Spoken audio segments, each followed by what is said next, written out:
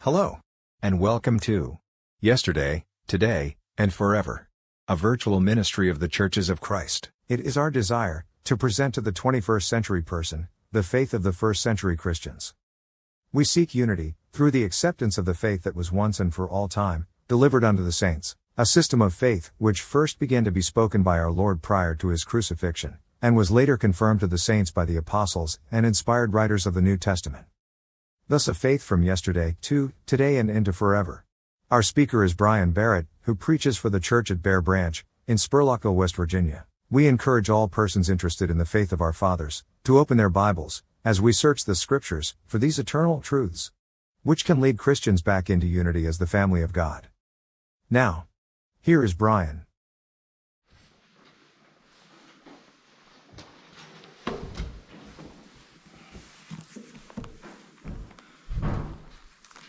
Good morning. Good morning. We resume our study in the book of John, chapter 6. We're going to begin this morning in verse 15. John, chapter 6, and verse 15. We were looking at this verse as we brought the lesson to a close last Lord's Day. And we can see here that after the miracles that Jesus did of feeding the multitudes with the 5 loaves and small fishes, 2 small fishes, that the people began to speak among themselves and to say, is not this the prophet? Is this not the one which was prophesied to come? And so as they talked among themselves and as time went on, Jesus therefore perceived that they would come and take him by force to make him a king. He departed again into a mountain himself alone. This is a perfect verse. It's a good verse if you don't mind underlining or marking in your Bible. This verse 15, is a wonderful verse when it comes to speaking to those who say that Jesus came to set up an earthly kingdom, but the Jewish leaders rejected him and the Romans crucified him.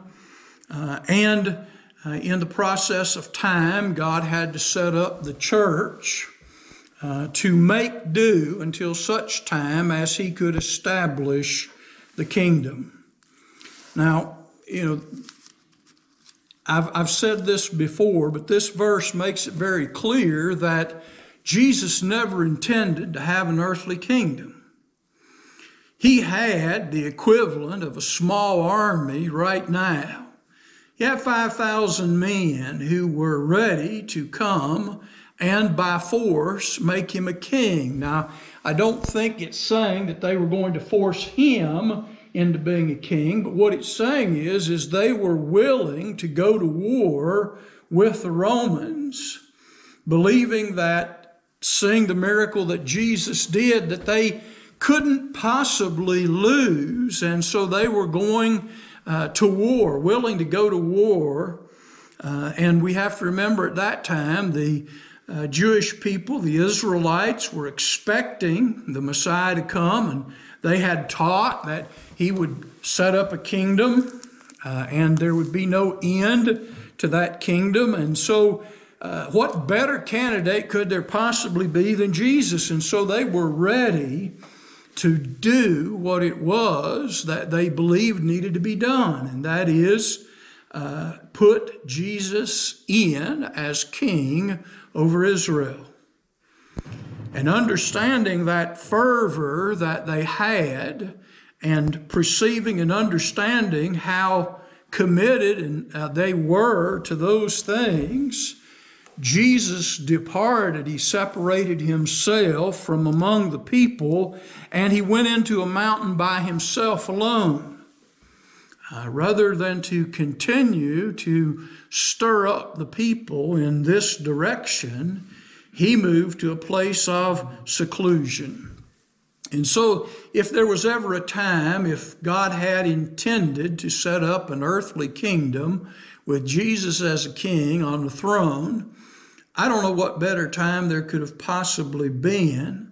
And with the miracles that Jesus was capable of doing, he would most certainly have been able to defeat the Romans and anybody else and make himself a king.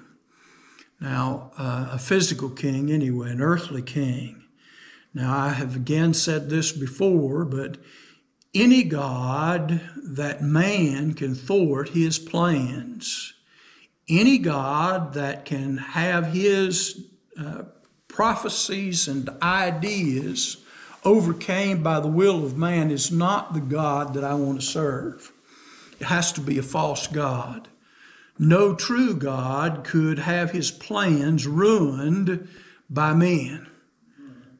And so he's a very weak God if he cannot bring his power to bear, especially when he has an army at his disposal at this time.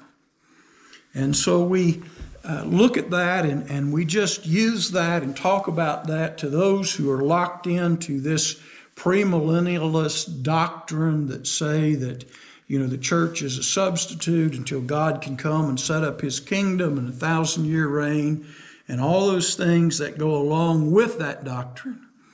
It's the Bible clearly says that, that's not the case. If God wanted to set up a kingdom, an earthly kingdom, he most certainly could have done that.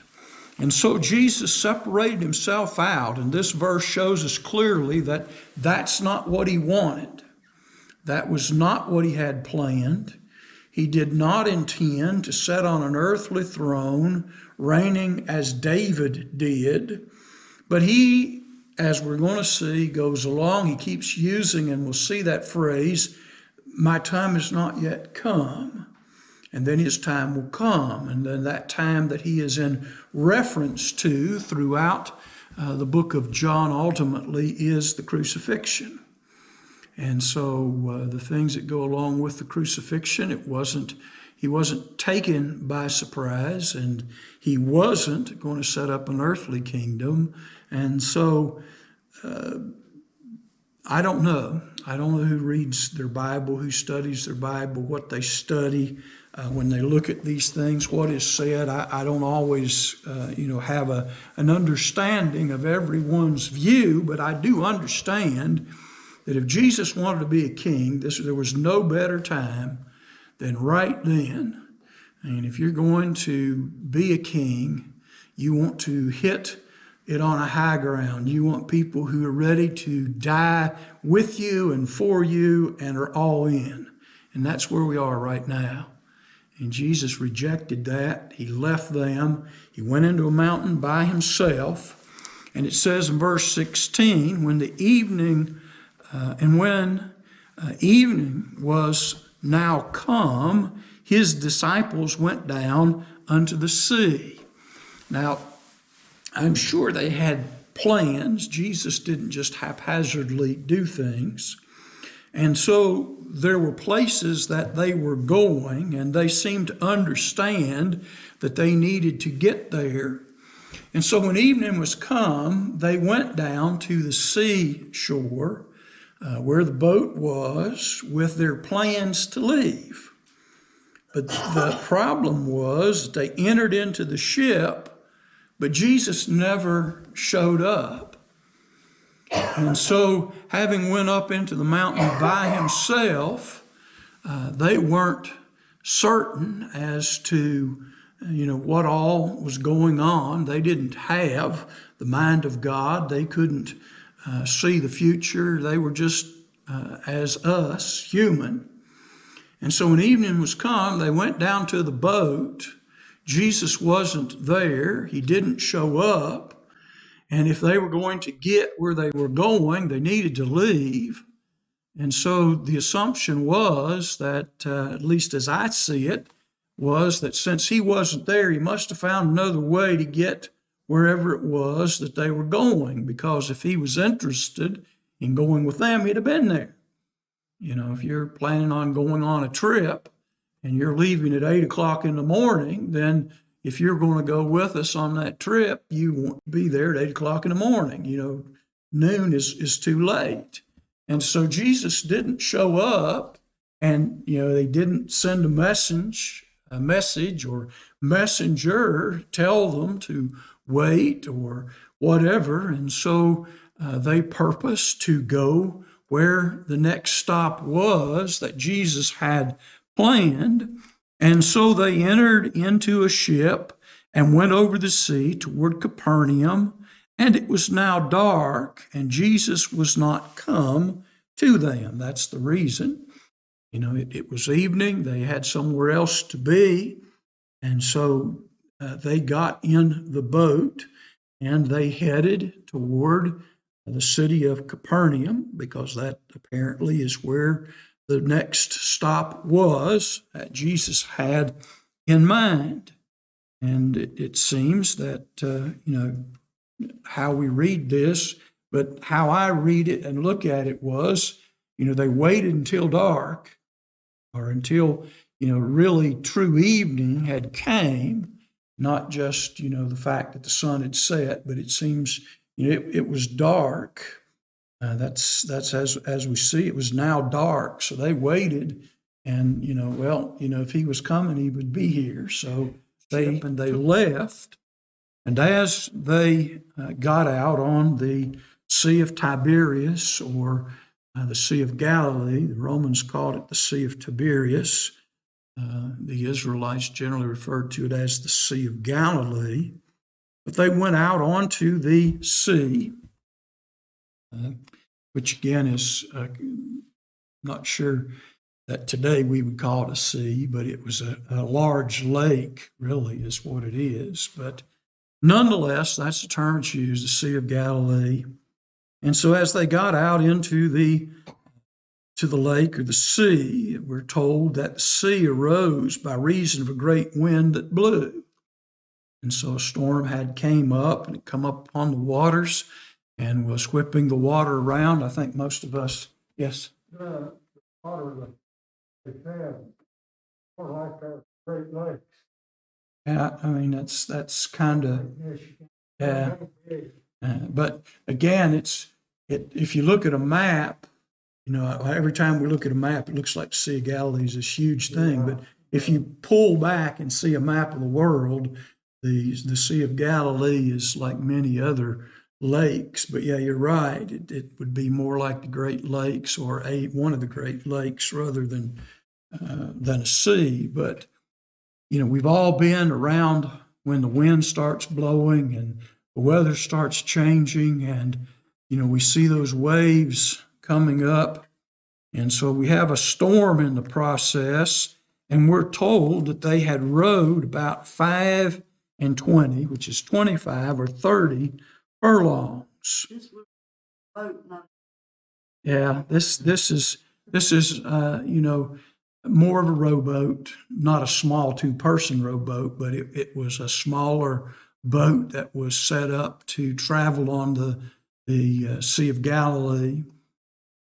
Probably a fishing boat that was used with the nets and those kind of things. And many times they also serve like water taxis, to get from point A to point B. People would meet the boat here, and the boat would take them somewhere else, and they were crisscrossing, going around the Sea of Galilee. They would get these boats to crisscross back and forth. Today we call it a water taxi, sort of a water taxi to get across. And so they were out there, and I think these boats were probably something like 25 feet long, something like that, 25, 30 foot long, kind of rowboat, something to that effect. When they had rowed about 25 or 30 furlongs, they see Jesus walking on the sea. Now, a furlong is approximately 600 feet. So, according to this, they would have been something, if I figured it correctly, they would have been somewhere between 3 and 3.5 miles out into the Sea of Galilee. And so the last thing anybody expects to see when you're 3.5 miles off the shore is somebody walking on the water. I don't know about you, but I don't generally tend to go out in the water much. I really am not a sailor. The concept is not that thrilling to me. But I can't imagine being off the shore in the Atlantic Ocean about 3.5 miles and look out when the wind was blowing and the waves were churning and see somebody walking across the water.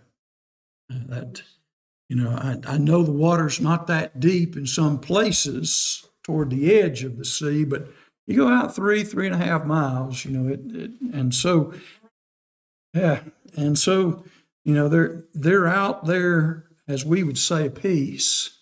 And Jesus appears to them, walking on the sea and drawing nigh unto the ship, and they were afraid. And he said unto them, It is I, be not afraid. Then they willingly received him into the ship, and immediately the ship was at the land whither they went. Now, I don't know. Again, we have limited information to deal with here.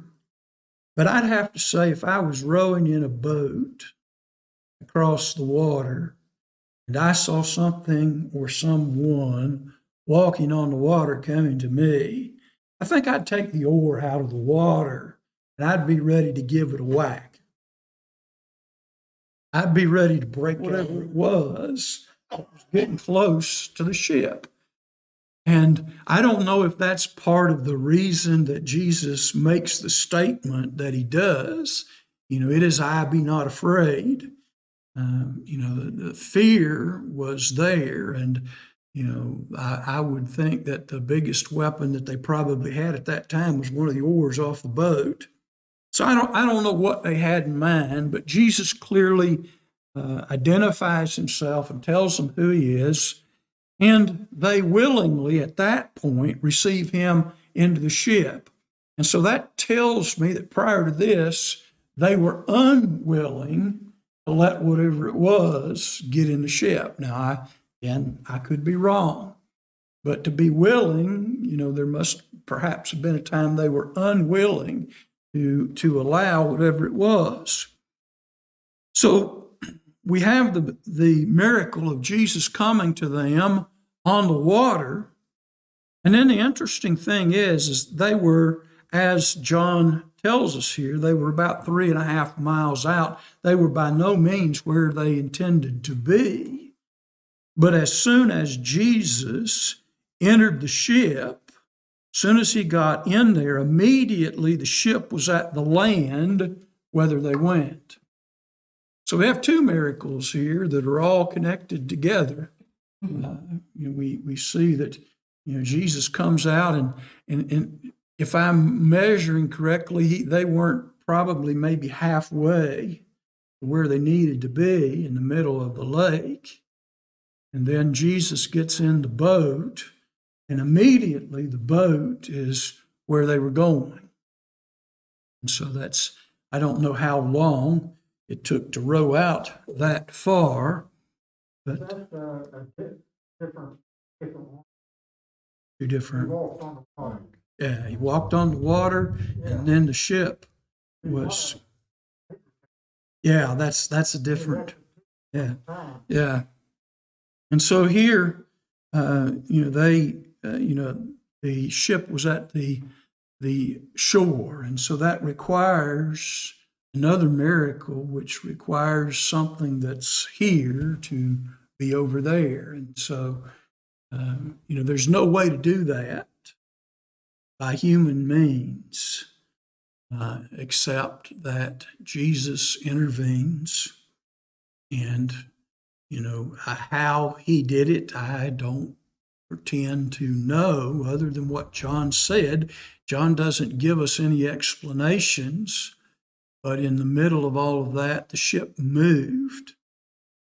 And, to me, it's a lot like in the book of Acts, the 8th chapter, the Spirit called Philip to go and join himself to the chariot of the Ethiopian. And we're told that the Ethiopian was on his way back, having been to Jerusalem to worship. Now, that means that every minute that Philip is riding with him in the chariot, every what we would think of as chapter of the book of Isaiah that he was teaching and discussing and interpreting put him further and further away from where he had been and put him in a situation where, it's great for the Ethiopian, but it's not so good for Philip because he's going to have to turn around and go back when it's over. And so we have this situation where they came to certain water, and the eunuch said, "See, here's water. What doth hinder me to be baptized?" And, we know the account, and they both went down in the water. And when the eunuch was baptized, he came up out of the water rejoicing. And the scripture says, and he went on his way rejoicing. And then it says something interesting. It says, and the Spirit caught Philip away, and he was found here. And so we have another situation there where God performed a miracle of moving this man from point A to point B. The Spirit caught him away. And as we're studying in our lesson, the Spirit is God. And so as much as Jesus can take a ship and move it from the middle of the Sea of Galilee to shore, the Holy Spirit can take Philip and move him from his journey with the Ethiopian back to where he needed to be to continue his ministry. And so I'm sure that those who look at some of these things try to explain it. They were trying to figure out who Jesus was. There was a great wind blowing, and they questioned among themselves. They talked a while, and somebody would try to say, well, by the time they got Jesus in the ship, the wind had blown the boat all the way to the other side of the lake. That's kind of the explanation that the worldly people would try to give. If you were watching the History Channel version of it, it would tell you that, John already said there was a great wind, so the great wind pushed the boat to the other side. But John is very clear in identifying the fact that they were only halfway there, and Jesus gets in the boat, and they're all the way there. And so we have this miracle. And so this just adds to what we were talking about earlier. Anybody that can do this doesn't have to go to war with the Romans. Just think about it. You got a ship with the disciples on it in the middle of the sea, and poof, it's on the other side. Philip's with the eunuch, and poof, he shows up somewhere else completely. I forget how far it was, but it was several miles that he was between, that he was moved. So all Jesus would had to have done is said, "Romans be gone," and Romans have been sitting back in Rome going, what happened? Whole Roman legion stationed in all of Galilee and Judea would have just been standing there, and the next minute they'd be back in Rome. It's like, what happened? They try to get back into Galilee. Everybody else could come right into the borders, and Jesus could have been there, as he was, and they try to come back in. Poof, they're back in Rome again. So it's ridiculous to say that Jesus couldn't have been an earthly king, that he couldn't have overcome the Romans, he couldn't have done all those things.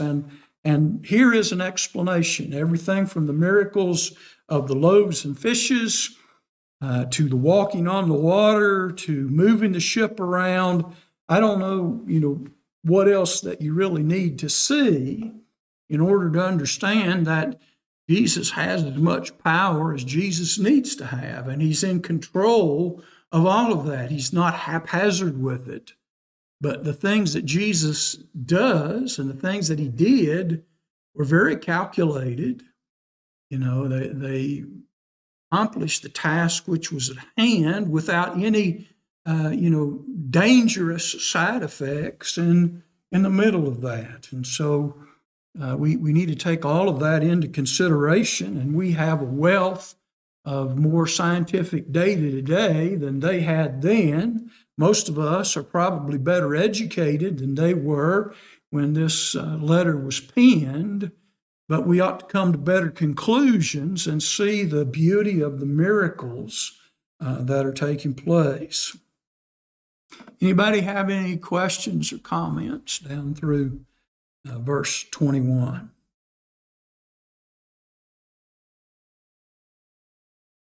And then it says, the day following, when the people which stood on the other side of the sea saw there was none other boat there, save the one wherein his disciples had entered, and Jesus went not with the disciples into the boat, but that his disciples were gone away alone. And says, albeit there came other boats from Tiberias nigh to the place where they did eat the bread after the Lord had given thanks. It says, when the people therefore saw that Jesus was not there, neither his disciples, they also took shipping and came to Capernaum, seeking for Jesus. Now, I don't know how many people tried to find Jesus. I don't know if these 5,000, I can't imagine 5,000 people getting into boats on the Sea of Tiberias, but there were ships, boats that had came in there, and Jesus, they had seen the boat that he was in and saw that it was there, and then it was gone, and so they assumed that he had left with his disciples. And apparently they knew where he intended to go because they followed him there also. And so they came to Capernaum looking for Jesus. And when they had found him on the other side of the sea, they said unto him, Rabbi, when camest thou hither? Now, it takes time to accomplish all that. When did you come here? They hadn't seen Jesus come back to the sea. They had saw the boat that the disciples had left in, that came and left in. Jesus was not with them, but when they get there, he's already there. And so how did you do that? We didn't see you leave with them. And, here you are. We understand that you got here, but how did you get here? When did you come here? And Jesus answered them and said, Verily, verily, I say unto you, ye seek me not because ye saw the miracles, but because ye did eat of the loaves and were filled. Here we're back to that same concept that the children of Israel had in the wilderness every day. Every day they went out and they got their day's worth of manna and they were fed. And so they were fed yesterday with the loaves and fishes. And so they're back today. And they're wanting more loaves and fishes. They're wanting to know, they want to get all close to Jesus again, hoping that he's going to perform a miracle. Free lunches are nice. And sadly, this is a part that comes into play when we're working with the church and when we're working with preachers and all these things. Many times people are looking for a free lunch. They will follow you as long as there is a free lunch offered, or there is something in it for me. But many times there's not a lot of true spiritual desire. This, I have to say, Jesus knows the hearts of people. He knew when they were ready to come and make him a king. And I wonder if, again, their thought in that was, man, if we can get him on a throne, he'll feed us every day. And, this is just going to be part of the wonderful things of God. We won't have to work anymore. There'll be bread from heaven like it was in Moses' day. It'll be a free lunch for everybody. And so, Jesus speaks to them, understanding their hearts, and he makes a statement to them, and he says, you didn't come looking for me or seeking me out because, you were looking for spiritual meat and that you were trying to be the people that you needed to be. I'll tell you right now, the reason you're here today is for the free lunch. It's not, because of the miracles per se and not for the spiritual value, but you did eat of the loaves and the fishes and you were filled, and it's a free lunch and you're looking for the next free lunch.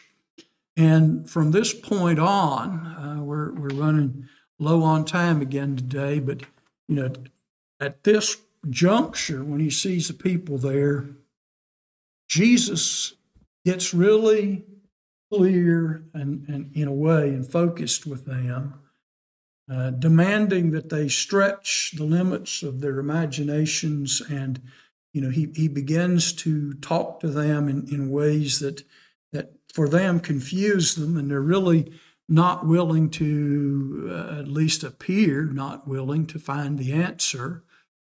And ultimately, as much as yesterday they were ready to make him a king, today, as we get down in here in the next lesson, it's like all these things are just too hard.